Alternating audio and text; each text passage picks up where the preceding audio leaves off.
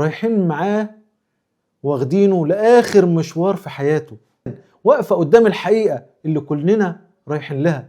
ناس بتضحك وناس بتتكلم وناس بتتصور وناس مش قادرة تستحمل 5 دقايق صمت. وانت ماشي في جنازة الناس بتبقى ساكتة، وجلال الموت ورهبة الموت، القلوب حزينة والعيون بتبكي، والميت شايلينه على كتافنا رايحين معاه واخدينه لآخر مشوار في حياته.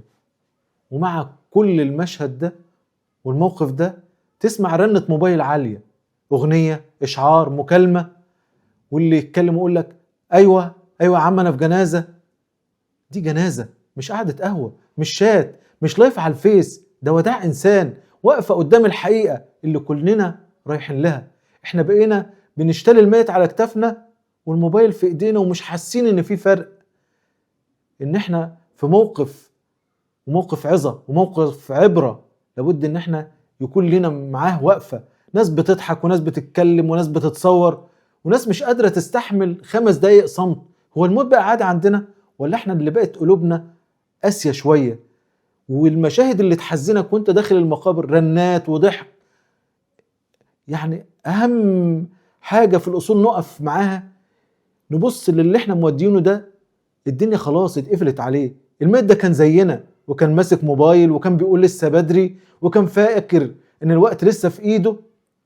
بس يمكن الميت لو يقدر يتكلم كان قال لنا وطي صوت الدنيا شوية، انا داخل على الاخرة.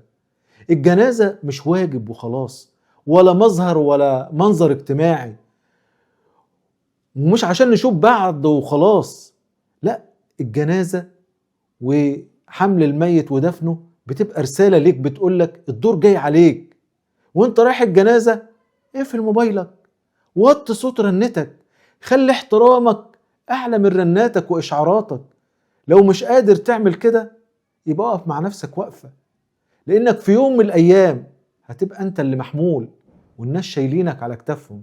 يا ترى ساعتها هتحب تسمع ايه؟